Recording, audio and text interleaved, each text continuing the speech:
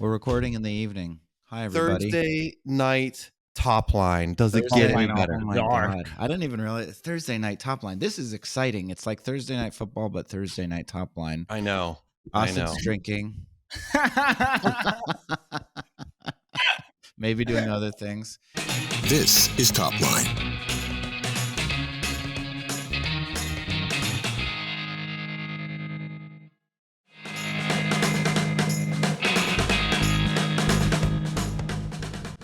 Today's episode is brought to you by 6 Sense. 6 Sense Revenue AI eliminates guesswork and arms your revenue team with the data and visibility it needs to create and convert high-quality pipeline into revenue. Traditional revenue technologies can't detect anonymous B2B buying activity. This creates a dark funnel that leads to mistimed engagement or missing out on opportunities altogether. 6 Sense Revenue AI eliminates hidden buyer behavior in the dark funnel while enhancing the technologies you already use. You'll capture every revenue moment and deliver more predictable revenue. Find out more at 6sense.com. AJ, how are you? How was your trip to North Carolina? It was great. Raleigh is really interesting. It's a really cool little spot. I stayed in Durham. The office I went to was in RTP. Never had been, and I wish I had spent more time there. Instead, I was stuck in a hotel room doing calls all day. But, it was 30 degrees. Oh, 30. Wow, it's cold for down there. Yeah. 30 Fahrenheit? Yeah. Oh, come on. I gotta do. Okay. That is 0 degrees. Awesome. Wow, that's cool. Now, yeah. I know. Did you run? Did you run in the weather? In the cold? No, I did not run in the cold. I didn't have time to run in the cold. I had an 8 a.m. I just did the same thing. We've talked about this. I know we're making small talk, but like I cannot figure banter. out. Look, if anyone out there, I have a request. If anyone has figured out the scientific method to have a great night's sleep your first night in a hotel room, please send it my way. I've been sleeping terribly. You're going to get all sorts of odd answers now. Well, I think it's, have you heard about this new thing, Mr. Beam or Beam? I heard it on a podcast ad. It's like what you give me, Asad. It's like a mixture of like magnesium and, I don't know, weed, CBD, skunk So the oil. one I give you is valerian root, melatonin, magnesium, and theanine, and 5-HTP, a little bit of that, like a sprinkle. What is 5-HTP? What is it? What do you mean? It helps with like serotonin. Like it basically is a serotonin regulating amino acid, I think, a protein or something. You sound like you know what you're talking about. Yeah, it makes you a little bit happier. It gives you good sleep, calms a person down. I like it. Shaman Acid over there, his concoctions that he makes. While I drink tequila, I'm like, here's some natural shit for you guys. Why don't we get started? Austin, I don't care what time it is. I don't care what you're drinking. You're still the keeper of the docket. So let's fucking go. Okay. So last week we looked at the supply side of the technology ecosystem, and we discussed how the number of software companies out there, according to G2 at least, were around 50,000 in Q3 of 2018. And that has gone up to 125,000 in Q2 of 2023. So essentially, the sector has grown at about 7% per quarter since 2018. So that means there's a lot more noise out there. We know that we're in a market where interest rates are high. So it's harder for companies to break through. And that's the state of the market when you look at it from the supply side. So today, we're going to look at the market from the demand side. So in April of 2023, Gartner released a report. And they said this. They said SaaS remains the largest segment of the cloud market by end user spending. And SaaS spending is projected to grow by 17.9% to a total of 197 billion in 2023. This is a prediction essentially, and they made it at the start of the year. But they did it by asking CIOs how they planned on spending money and allocating resources. So we can now use vendors' data to see how things are actually going right now. And conveniently, they just released their Q3 2023 report. So here are the highlights. Net new purchases down 37% year over year. ACV down 17% year over year, but up 43% quarter over quarter. CAC payback, 21 months in 2020, 48 months in 2023.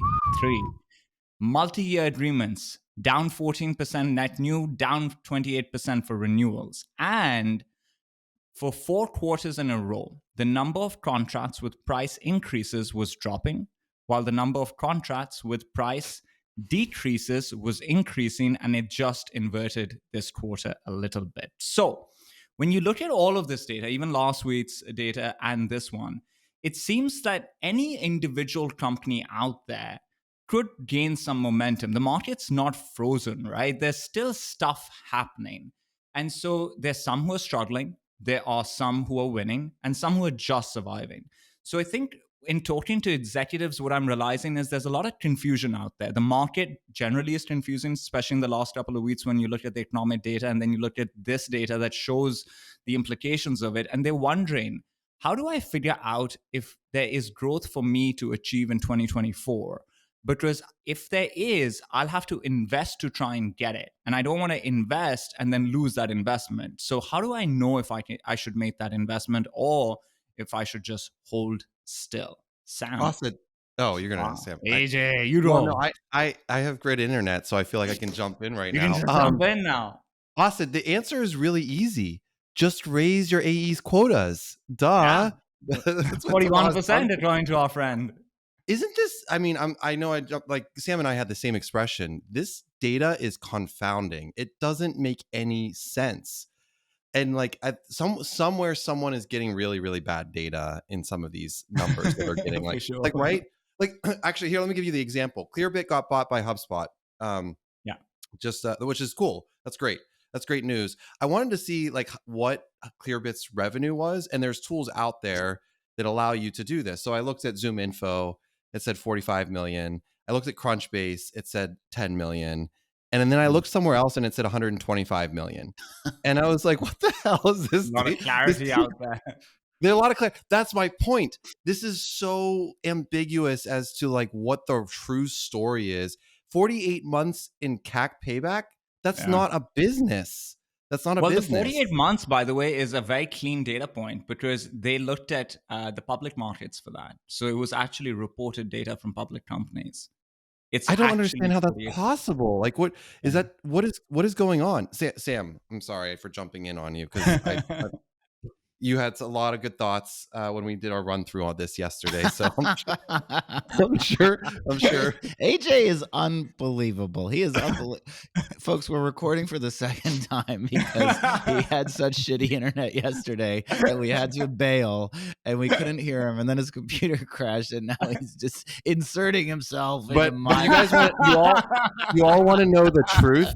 The truth is, wild man, this one. I had to sit there and listen and I couldn't jump in because there was a delay. And Sam finally threw up in his hands and said, you know what? The dynamic is off. We can't do this. I did not say that. I did not say that. I got a message from this fucking thing that said AJ has stopped recording. All right. Here. Well, you asked, there's two questions here. The first question you asked, Asad, was how do you know if you should invest? And the answer lies in your unit economics. And I teach a unit economics class for Pavilion. And I got 100%, by the way, in my CSAT recently, which I know Asad also teaches. You and me leading the pack. So what does that mean? What are unit economics for? If you're out there listening, you might know, hopefully you do.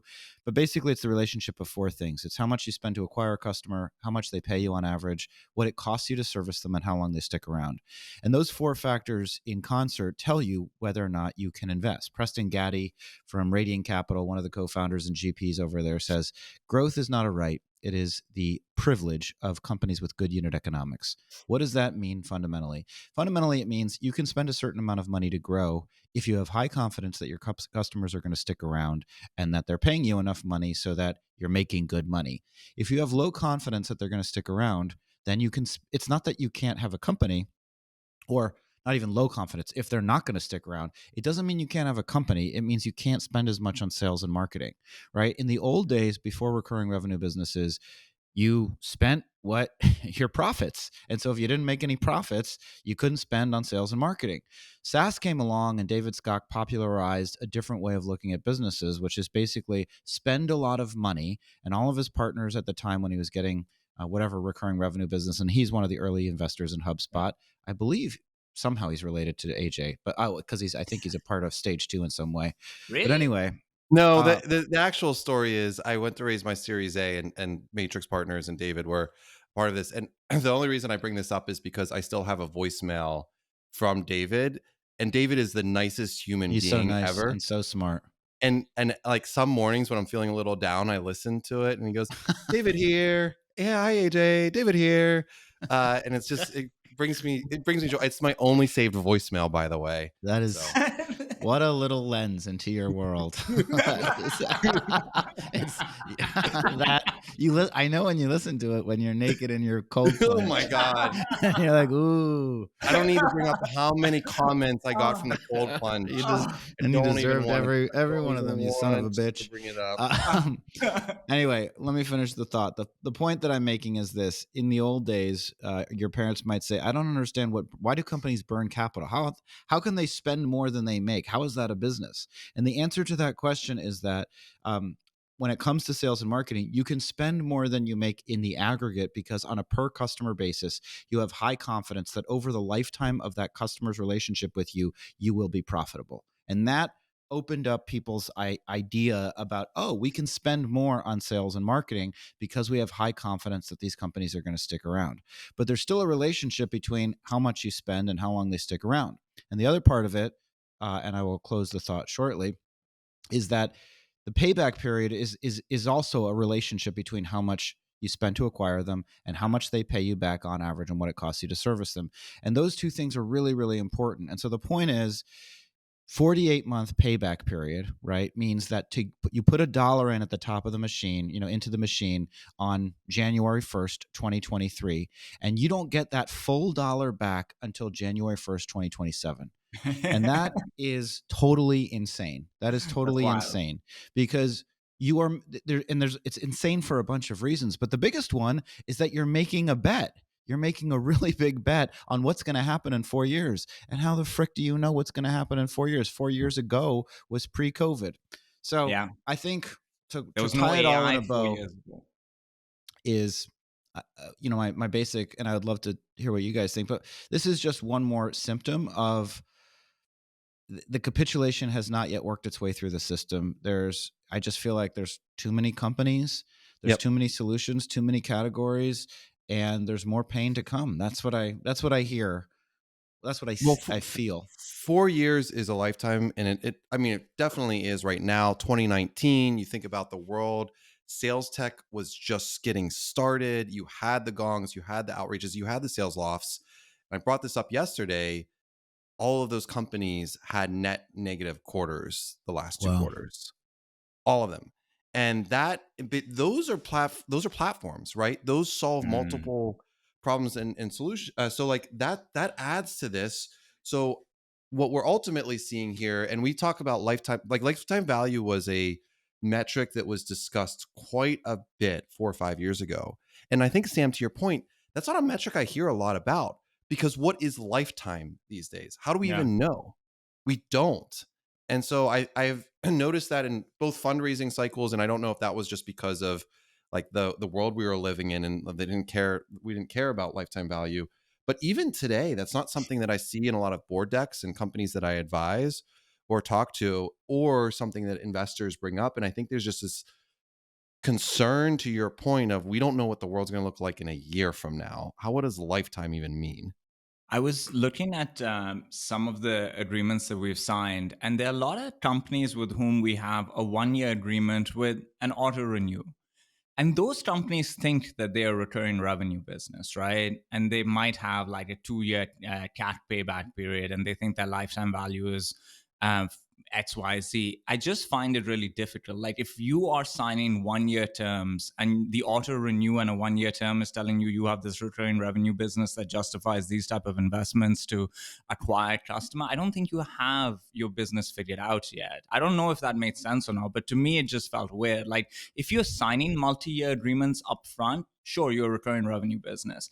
If all you can really do is at a discount sign a 1-year term, I don't know if you're really a recurring revenue business yet.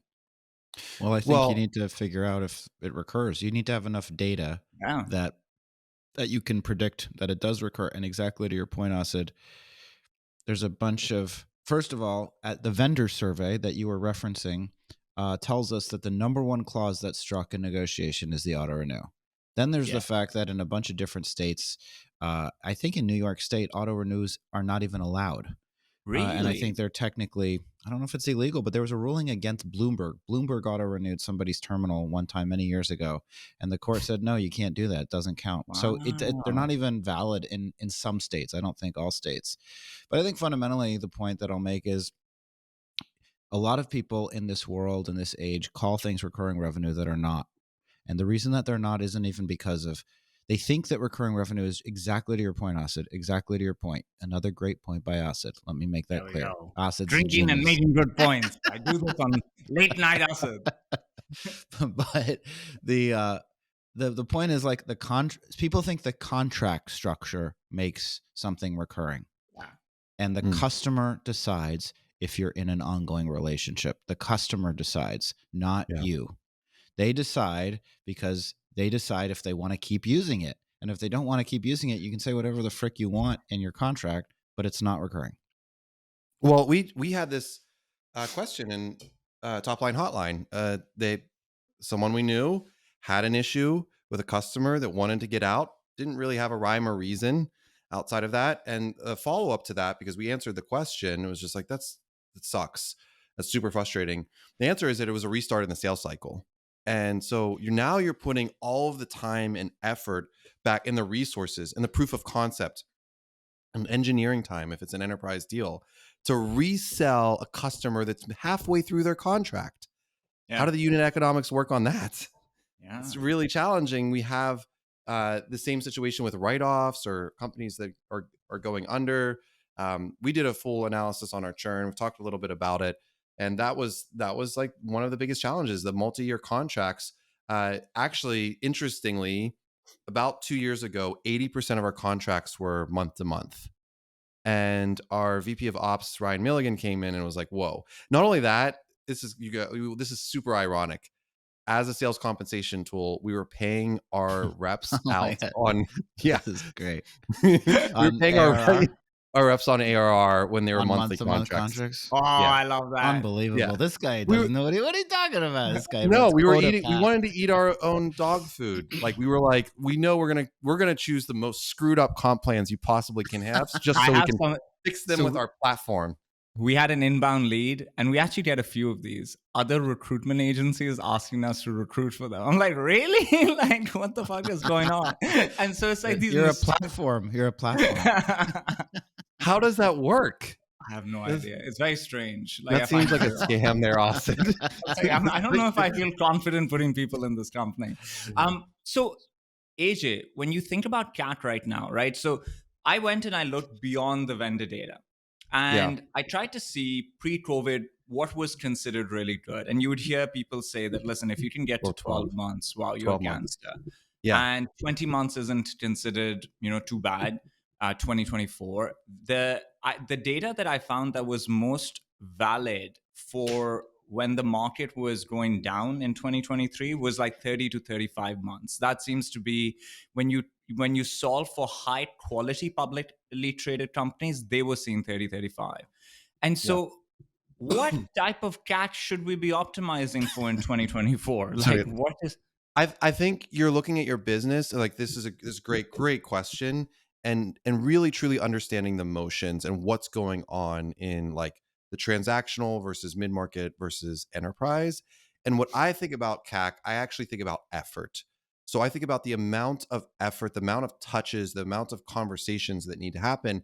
So really what you're amounting to here is that we talked about the like 400 touches going to 1,500 to get an opportunity or whatever to get it. Well, we talked also about how that has downstream effects. So your sales cycle gets elongated, the number of conversations you get elongated. But if you can look at your deals, and we have a couple different types of AEs at QuotaPath. We had one AE, I think closed 12 deals last month, 12 deals. And is that Simba? No, it's Tom O'Hara. Nice job, Tommy. Irish guy. Simba had a great month as well, but she closed 2 bigger deals. Shout out Simba. And so we looked. So I feel like QuotaPath is low key killing it recently. We have. I'm not I'm gonna keep my mouth closed on this one because we'll see how this year turns out. But we're like headed towards the second half, having probably our best second half 2 quarters we've ever had, certainly on the new business front, and with a smaller sales team, by the way. And a lot of that is like I don't need to go into like all of the motions here, but Ryan Milligan is doing a lot of work on training, on discovery, on thinking about the problems to solve for our customers. And I mentioned this yesterday. It went unheard, unfortunately, but there's a really great video by April Dunford. She wrote this book called Obviously Awesome. It's all about positioning. Best positioning book you will ever read. However, it was about buying toilets. And she went to a Home Depot or whatever. By the way, this story got cut out, and I'm so actually excited to hear it. I'm so glad you have good internet connection right now. So she showed up to a store and she said, "I need to buy a toilet." Woman buying a toilet. And I'm gonna not butcher the story because you all need to go listen to this. I'll post it on my, when I share this episode, I'm gonna post this story as well. So she goes up and says, "Hey, I need to buy a toilet." And the toilet salesman says, "What kind of toilet would you like?" I'm like, what the hell? What do you mean toilet? Would you like a flapper or flapperless? Flapper or flapperless? And if you think about it, it's a something that we use every day. We've used it for the last 40 years, and we don't know anything about how toilets, single flush or double flush. I know a lot about toilets. Like, speak for yourself. Like, I know the different types. Yeah. So the punchline to this is it's all about the point of view of really coming in and actually saying like, "Hey, here's how we're going to help solve your problem." It ultimately ended with there's this whole number that gives the weight of the classification of how much human waste it can carry, and the highest rated is 2.2 pounds. Which if next time you pick up a bag of carrots and see 2.2 pounds, you're gonna be like, "What the hell?" In one flush. That's one very large flush. poop. Wow. Very large poop. And here's what I'm getting to. 2.2 pound poop. Here's what I'm getting to, guys. We talk a lot about metrics. We talk a lot about these are getting worse. And I think all of this can be solved with just really pushing our teams and training our teams and actually working with our teams. Now, that's not going to change overnight, but we have to push through and we have to be able to better ourselves. We have to take the Pavilion course from Sam, which, by the way, I think I have a pretty strong score on my comp plans, which I'm giving on Monday night, by the way, as well. So AJ teaches a course? Oh my goodness. I thought you did webinars. Look at this. This guy, the only reason Austin is saying this. Did you hear what he just said to you? He just said, "I thought you did webinars." Get out of here. That's cold. That's cold. That was a burn. I got to go jump in my ice plunge right now to feel that burn. Plunge your face. The reason Austin is so salty right now is because I didn't show up to his GTM. I remember. I'm like an elephant. I remember this shit. Okay, I have a question though. Okay, hold AJ, on. Before that question, a word from our sponsors.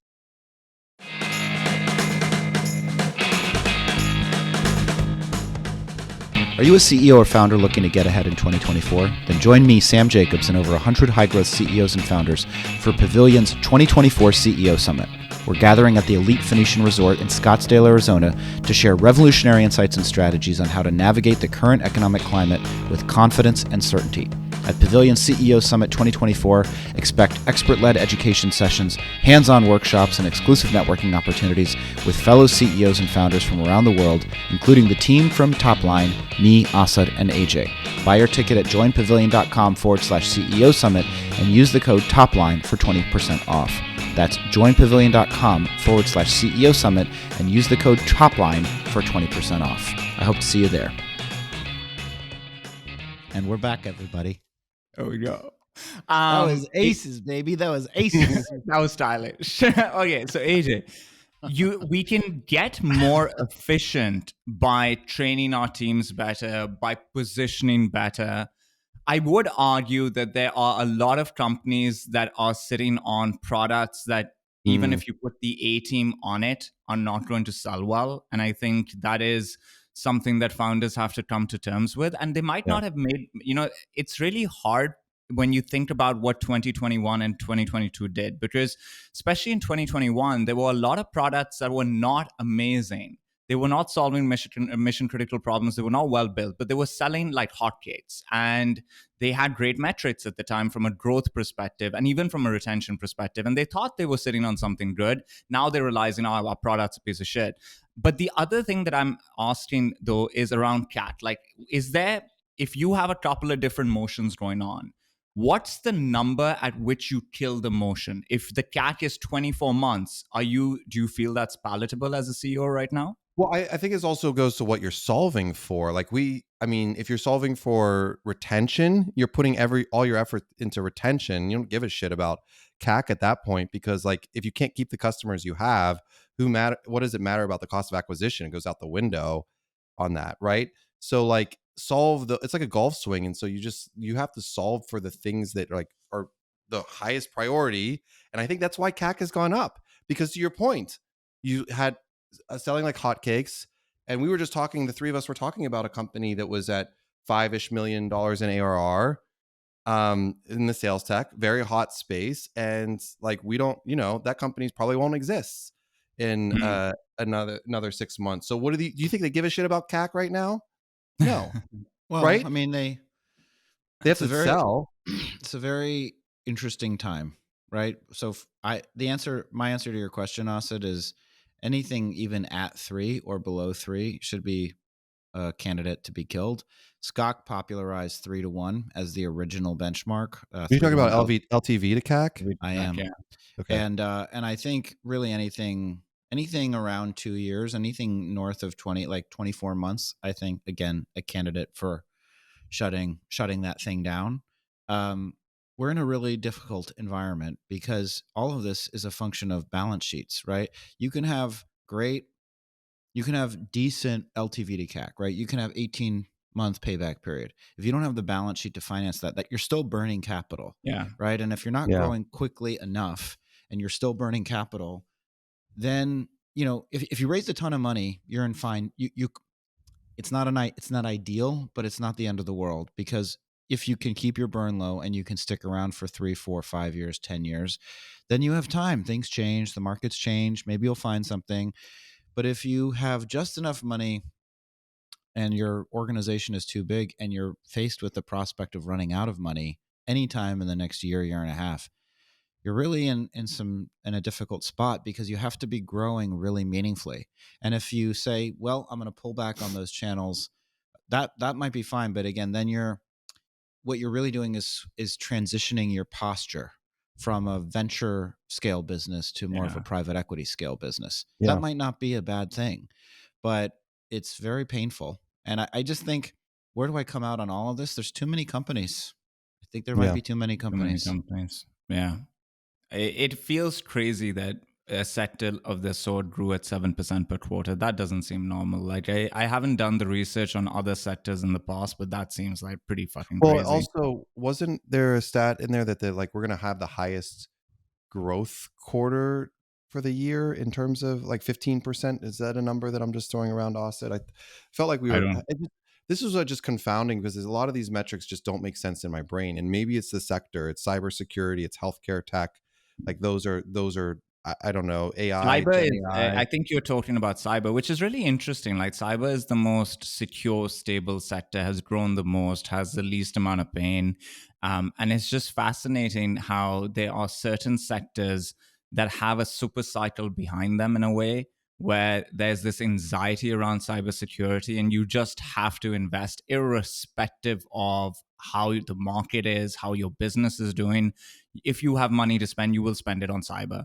And it's fascinating to see kind of that tale. But even cyber, like, I don't know how you guys feel about this. I just feel that, like, the SolarWinds issues that happened 3 years ago, that was a pretty big deal. I think that was a watershed moment for cybersecurity, where everyone's like, oh shit, we actually really, really need to invest. So it ramped up, but I feel like it's hurting a lot of startups as well. I think about look, Trendkite, my first company, didn't have password reset for the first 3 years. I'm not even kidding about that. Like we literally, you had to email us and then we had to tell you what your password was. And then That's I'm not awesome. kidding. Somebody This will is just call you. serious. And now, like, yeah, forget about SSO for a second, but you have to have Okta, you have to have SOC 2 Type 2, you have to go through all these certifications just to get up and running. And then, like, you have to have all these security aspects and like the penetration test stuff. It's just, it's a lot of overhead that it has added. And like, I see startups that have CISOs that are like, you're a Right. 50-person company, not in the cybersecurity. I think Crossbeam has a CISO. And that's just like the way the world works right now. But isn't that like, in a way, if you think about it, the barriers to entry are just so low that facilitates a sector growing at 7%. So in a way, having some barriers to entry, having to do this work to be considered a legitimate business that other people are willing to give their data to, because we're now cloud Yeah, companies, right? Like when it was on-prem, maybe it was less of a consideration back then, and hacking was less of a problem. But if we're cloud-based companies, we're housing companies' data, we need to make them feel secure. And I feel like that's these fair. barriers to entry actually slow this velocity of growth down. Otherwise, you might have seen 20% quarter over quarter growth, and no one could have had an efficient go-to-market function. Let me ask this question. So we just said that Gong and SalesLoft and Outreach had negative ARR quarters. So they Yes. contracted from Q2 to Q3. I'm also going to do plausible deniability. I'm going to say all three of them together had negative quarters. Okay, So you fair don't enough. know which But we one. know at least two of the three. We for Yeah. sure. There we go. They contracted. And then Apollo is out there, and I'm not, Yeah. and they just raised $100 million. And Yeah. I'm wondering about that. I'm wondering, because there's two places I go. One place is that a fool's errand? Because Gong and Outreach are articulating the upper end of what's possible when it comes to total addressable market. So even though Apollo might have like great metrics on the way up, they're going to hit the same exact wall that Gong and Outreach and SalesLoft have hit. In fact, maybe the wall is sooner for them because there's already entrenched competitors. That's one theory of the case. But then there's another theory of the case, which is we really don't know how big these markets are. And maybe some of these companies are pursuing a very specific strategy. Maybe they're going enterprise, and maybe there's a HubSpot out there. There's a company that just says we're SMB. That's who we. Just incredible execution that expands the size of the market more. Or MailChimp, that just like, oh, I thought we knew how big the market was because there was a constant contact, and then it turns out like you have no idea how big the market is. So maybe, where do you come out on that, Austin? Or they don't know how small the markets are either. Well, that's my right? point. The market's either super small and it was a mispriced deal, or the market's bigger than we think. We just can't see it. I think when I look at these data providers, there's something about, how hedge funds buy research, right? And insights, they buy it from many different providers. They're not exclusive with any one, because the more information we have, the better. When I look at STA, we're mid-sized business, one would say. We have 3 data providers. We have ZoomInfo, we have Lasha, and we have Apollo. Because not any one of them has great data overall. They all are kind of okay in certain segments, and then the other one sees the gap, builds something there, and then the other one sees the gap and builds something there, and you kind of have to buy multiple vendors if you want proper coverage. And I think at some point there'll be some consolidation over there. And so investors might be giving these companies money thinking that if we can build a decent enough company, the consolidation, we might be the ones doing the consolidation, or we might get bought for a decent multiple. But it seems like a safer bet to them because of, I think, the competitive dynamics, the buying habits. It's not like with QuotaPath, I'm buying one vendor to help me with sales commission. I'm buying 3 to give me data. And I think that plays into the investment in Apollo a little bit. I think you all might remember about 20 episodes. By the way, I thought Apollo competed with Outreach and SalesLoft, and they clearly don't. So ZoomInfo, yeah, their Zoom data. Info, I'm talking about. But you're actually not wrong. Sam, We you're do. right. They have a cadence tool. It's a piece of shit, but they have it. Well, that was their whole like unique differentiator. They combined the email cadence tool with the data. 20 episodes made the prediction that, hey, I think a lot of these PEs or funds, that major funds that have a lot of money sitting there. We've talked about that's not actually there. Like it's not that dry powder is not real, but that the investments will come to the companies that they feel that are in their portcos as winners to make consolidation plays. Now, $100 million, it's a lot of money, but there's M&A deals to be done in the next 6 to 12 months for sure. And the investment, I think it was Sequoia that did their latest round. I'm going to predict is really used because, hey, Tim, the CEO of Apollo, you're really close to the market. You see this. I think you have a better sense of the diligence to like actually make the bet than we do in go to market. And that's like my thought of what's really going on behind the covers, behind the curtain, beneath the covers, whatever. It's happening somewhere.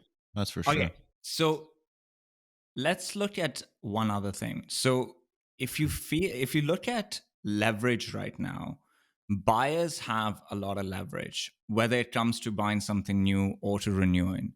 And the data seems to be backing this up. And so multi-year agreements are down 14%, renewals are down, multi-year agreements are down 14% for net new, 28% for renewals.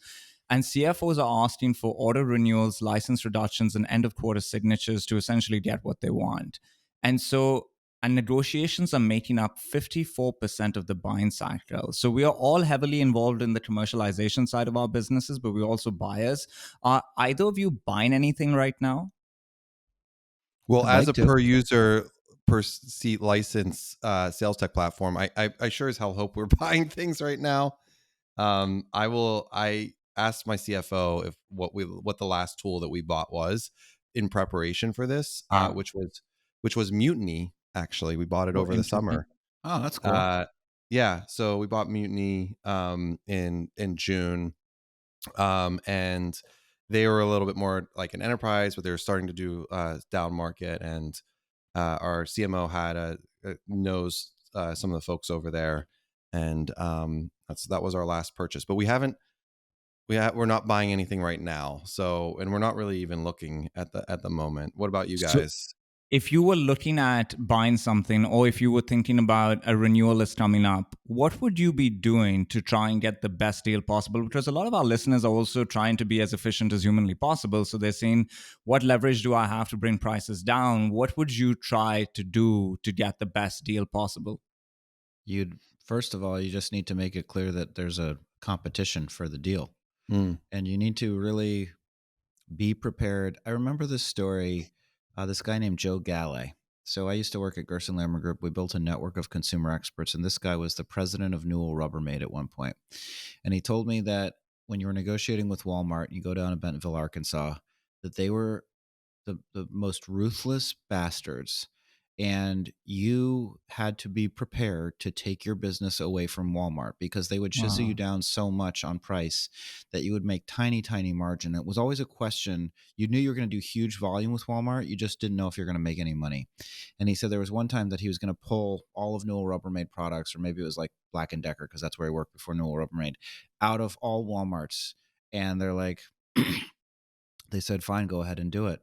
And his heart was racing, and he gets in his car and he's in the parking lot at the security station, like leaving the car, leaving Walmart. And that's when they call him. That's when the Walmart buyer called him and said, okay, fine, come back. We can do a deal. So all of that is to say, you need to be prepared. We just extracted a major price concession on one of our most important vendors, a 40% price reduction. Congratulations. Well, we'd been overpaying significantly for a year because we locked into a multi-year agreement with this major technology vendor. And at the end of last year, I said, hey, I don't think these active user accounts that we agreed to are appropriate. Can you lower the price? And they said no. And they were pricks about it for a long time, even though we were paying for effectively 2.5 to 3 times as many users as we were actually using. And so finally, they had this major bill on our desk for what there was 3 of 4 payments left. And that's when I used guilt. I said, this is more typical of, Oracle than the company that I thought you were.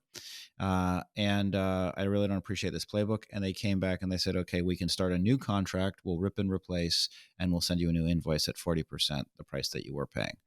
But But you have to be prepared to walk. I mean, that's the thing you have to do. And also, of course, you have to ask and you have to get creative, because we had asked for a lower per user price. And the contract, again, is multi-year. It's a 2-year contract.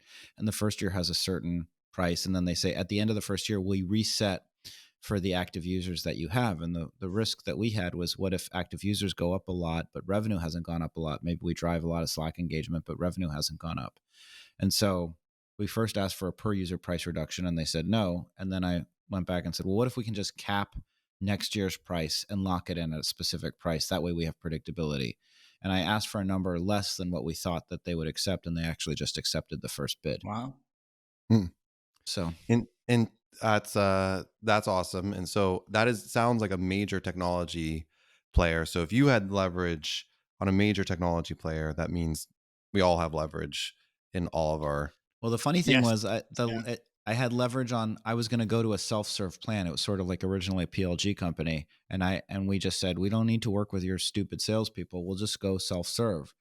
And clearly, there's some kind of like channel conflict where they were not indifferent to that. They had a very clear incentive. Like, the sales people and the renewal people were comped to make sure that business stayed with them versus the self-serve unit. By the way, That's crazy. So what an interesting insight. In 2008, I took my first and only trip to Bentonville, Arkansas to go pitch Walmart. And this was with Meltwater. And our ACVs were like $17,000. So I was brand new managing director of the Philadelphia office. I walk in with one of my sales managers into Walmart, and I walk past all the cattle stocks of just like vendors. There's literally like 30, just like, it's exactly what you would think. Like, the Walmart headquarters, by the way, is like 30 Walmarts stuck together. It's just like, that's exactly what it looks like. We walked in, Is it stylish? Like, is it a very, no. No. It's exactly what you would expect a Walmart headquarters to look like. So we pitched Meltwater, and we walked out of there with a $5,000 signed contract. Walmart, the biggest company in the world, was a third of the ACV. See, they did it. They did it even in that example. Isn't that hilarious? It's like a 5-year cat payback. And I still get shit from Jeff Rosignolo. He's the executive director of customer success at Meltwater now. He reports directly to the CEO, John Box, who was my boss at the time. And I still get shit to this day that we sold a $5,000 contract to Walmart. So Jeff, just every interaction with Walmart, they make sure you make no money. Yeah. The other story with that is we were in the Detroit airport, and the Detroit airport is ridiculously long. We like had this Bentonville to Detroit to Philly, and we had to sprint. You can take a train, but we didn't really know this, so we sprinted, and I was like lagging behind. I fell one of those moving escalator things, and I saw Jeff in the lawn. And he's yelling to the gate agent, "Hold up! My coworker only has one working lung. Hold up!" And he's screaming this. And they held the door for us, so we made our flight. So that's a true story too. Wow, another great one. Another great Sam. That was such an interesting way of getting that discount. So that's obviously helps you guys become more efficient this year. AJ, what's the biggest thing you've done to cut a cost that is helping you be more efficient? I think about our office leases, as I guess is probably the biggest. Is just like thinking about the sublease aspect of it. I mean, look, we're doing all the same, but I think the other side of it that I have is like, I am also in the ecosystem, and I'm trying to have like goodwill here. So I'm not. So that's an interesting take. So like, I'm not going to outright disagree with the negotiations. We're all capitalists, but I also know that like companies, whether it's Mutiny or whatever, they're trying to. I'm not going to get overcharged, but they're trying to make a buck on this, and I know how shitty it feels to have someone say like, we like it took us 2 months to get up and running instead of the 1 month. Like, give us money back for that 1 month. Like, come on. Like, that just it feels like the karma aspect of it. Yep. So I don't feel like the Zoom Info is the one where I'm like, God, we're in a multi-year contract. We had to switch to Chorus. Zoom Info, let me tell you a quick story. Zoom Info has this small business thing where, like, a startup where they give you credits, and somehow and they got this woman to sign a Pavilion member. They got her to sign on the phone. Like, they really pressured her to sign. And then the contract went to regular pricing, and and she didn't realize it, and they are suing her for $50,000. She's like You're kidding. she runs her own agency. She's having to shut down her agency. I sent an email to Henry Schuck saying like, hey, can you He doesn't just, care. he's got bigger fish to fry when his stock plummeted, but she's terrified. They called the collect. It's just, to your point about karma. I Wow. mean, that sucks.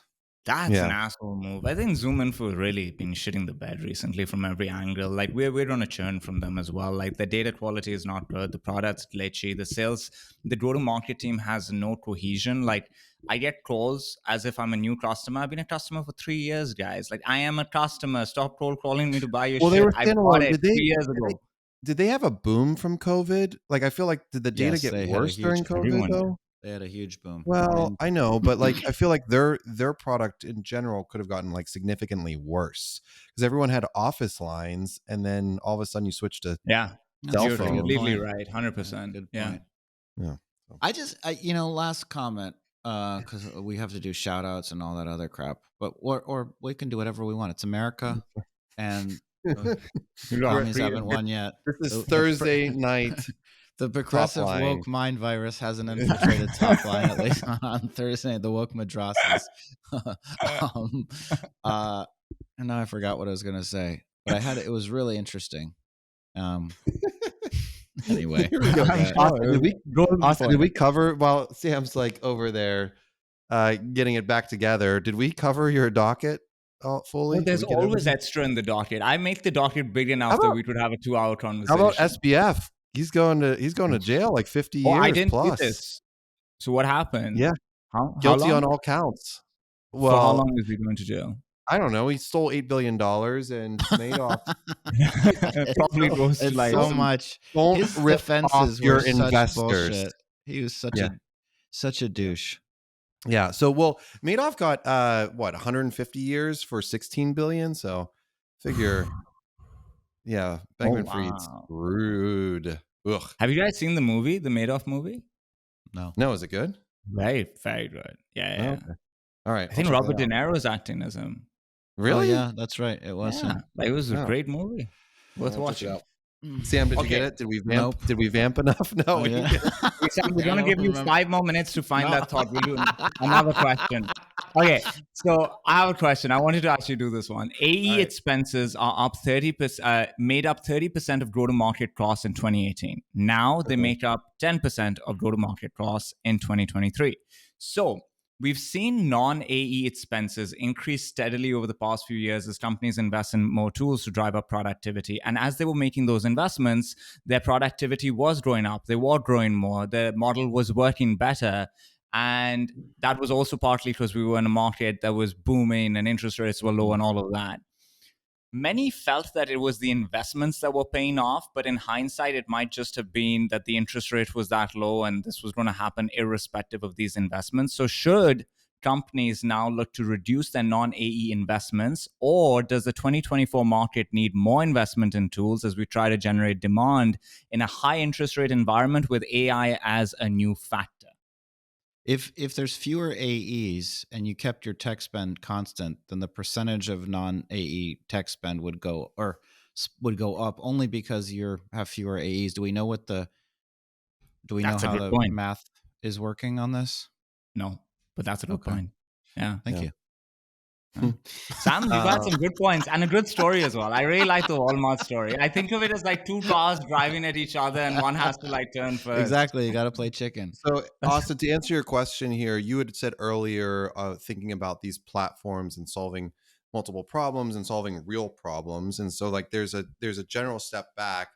I talk about the second theme here, which is customer data analytics. How do you know what the ROI is on each of the tools that you're purchasing? Yeah. Like, do they share with you right within them? And that's something that founders and execs need to consider, of like, what is their product actually sharing with it. I think it does go up. I think there's a little bit of a standstill right now. It's a reset of what's going to come out to market. I was talking to an exec who just made the bold prediction that he doesn't believe that Gong or Outreach will exist as companies in 5 years. which I was like, that's really bold. This There's exact a lot of That's ways word. to answer that affirmatively without. What does he mean by that? That they'll get acquired? That they'll shut down? What does he The mean? reason he was being cagey about it is because he worked for one of these companies, and I think he like just felt from an insider point of view that like we were also talking and jamming on Gen AI quite a bit. So like he just feels that those That sounds companies. fun. Jamming on Yeah. Gen AI. Yeah, Let's do yeah, it. yeah. It was good. My It was good. question, I don't think this was it, but it is a question. But this is just a random question, like from Top Line Hotline last week, which is a similar. You auto renew. You're the vendor. You send them renewal reminders. They're like, the person that was in charge of this agreement left, but they say it like 3 weeks later, or they're like, hey, the person that was in charge of this left. We don't intend to use it. We just want to cancel. What do I you do? think it depends on, like, okay, so AJ was saying that he takes karma into account. I don't really. I think I'm a little bit more cutthroat about this. I won't ever negotiate with you guys, but I would negotiate everything else. I'll Oh, go that's on great. way. Because you're customers of both of us. Can't Yeah. wait to send you the new renewal contract, Osid. I've never even like mentioned the price. I'll always say yes immediately. Sam, let's jack And- up our price 50% on Osid. Right? I've given Osid way more money than he's given me. Let's be clear. I hired a bunch of people I ended up letting go. I never got, Hey, where's this just karma for bullshit? qualification, you let them go because your model changed, not because they were bad people, right? That is 100%. They were great people, okay, actually. right.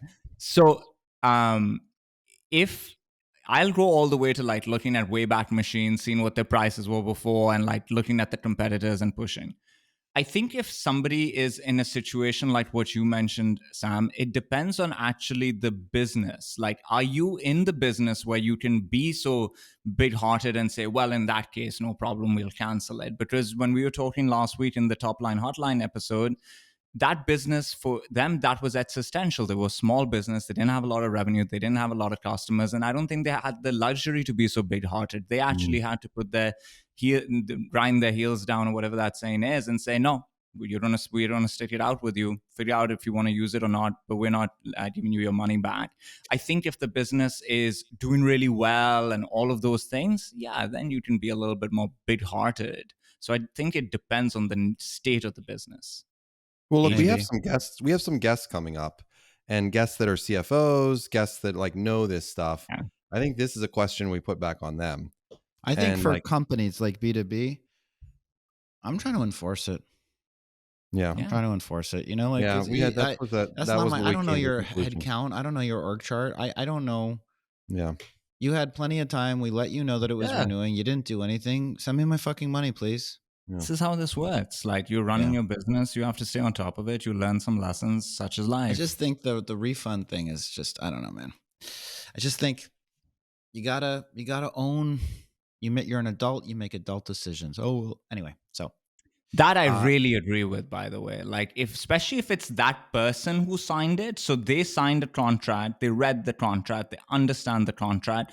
Then they come back later and they're like, the email didn't come through. Fuck off. The email didn't Fuck come off. through. Like, yeah, Well, all and other emails in the world go through this one whininess. email. The whininess, but again, maybe the whininess is a function of the economy. Maybe money's really tight, but the whininess that people employ sometimes is just, I'm embarrassed for them. One thing I will say about that, which I have noticed, I'm actually interested in both your opinion. The frontline folks, the CS team, it's wearing on them. Yeah, like that's true. This is really like, I hear it day to day. It just is like having to deal with this shitty attitude. It just sucks. And it's not fair. Yeah. I think you said something fascinating right now. So I was talking to a CRO 2 days ago, and he's building out this go-to-market function for an AI company. And he's like, I'm thinking of not building an SDR BDR team, not because I don't think I can get them to be efficient enough, but I'd rather have full sales cycle reps, because I don't know if I want the negativity of a team that is not winning a lot. And that SDR team is just not going to be winning all the time. And the energy in that team, the energy of that manager. It's going to bring the morale of the rest of my go-to-market team down. And so instead, what I'm going to do is I'm going to go and hire enterprise reps that are going to be full sales cycle. And I know that reduces the number of people that are out there that can and are willing to do this job.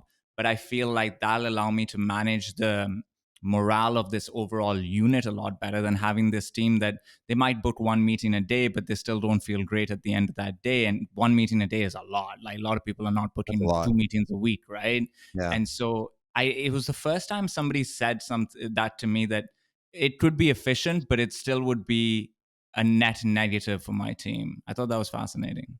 That is fascinating. I think we're at time, guys. And Sam couldn't think of what he wanted to say 20 minutes ago. I think it was the auto renewal thing. He's giving up. You know, that feeling of dissatisfaction when you can't find it, like the auto renew thing filled it. Like I don't think that's what it was, but my brain is like, there. Okay, we figured it out. That was good. Check it off. All right. Shout outs, wins of the week. AJ, go to you. My win of week, I flew down to Raleigh, company that had helped advise. I had drinks with their management team and their investors, and it felt like a winning culture. I'm excited to be part of this company. I won't mention it by name just yet. I will in a future episode. And I just want to give a fantastic shout out. Yeah, to no one. It can be anyone. A lot of sass tonight. I will give a shout out tonight, Acid. I will give a shout out to the CEO, Greg Dolan, and it's been great. He asked me quite a few years ago to get involved in the business, and I had said no multiple times. But I've checked them out, and it's Keen is the name of the company. And just want to give a shout out to Greg and his team, Ellen, CFO, John, another co-founder, Mike, COO, and Brad, their VP of sales. So shout out to that tag team. Is that good enough for you, Asid? Did I name awesome. Some names you for you? You were going with a nameless shout out. That was inappropriate. Yeah. Okay, I'll go next. I don't know if it's a shout out, but I wanted to highlight this because I think everybody should go and read into this. So we are talking about do more with less a lot over the last year. And Meta coined the term that 2023 is the year of efficiency. And what they have just done in the last earnings report is spectacular. It's mind-blowing. So they essentially came out with an operating profit increase of 143%, while at the same time, costs and expenses are down 7%.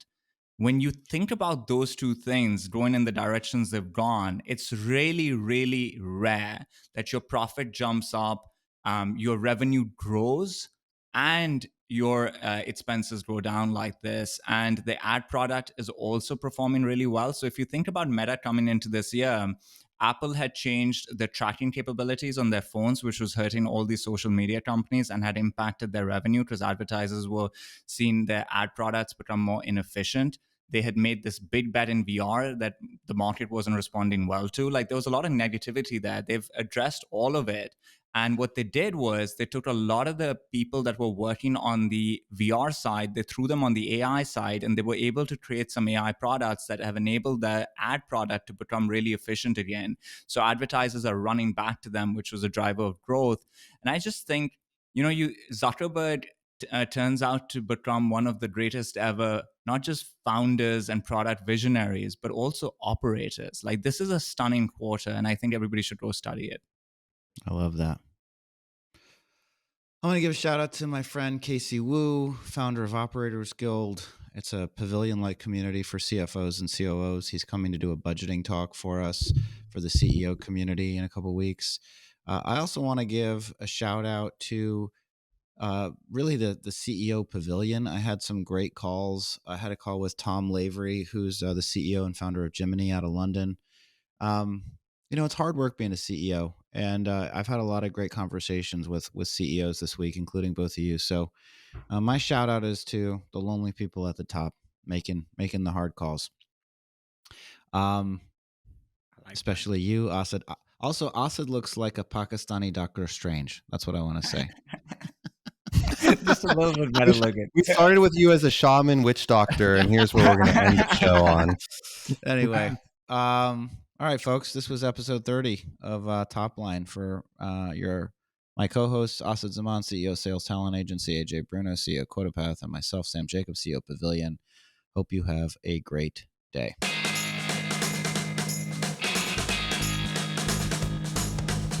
Thank you for listening to this episode of Top Line. To learn more about the trends, news, and developments impacting the world of B2B SaaS, head to joinpavilion.com, where more than 10,000 of the world's top go-to market leaders go to achieve and unlock their full professional potential.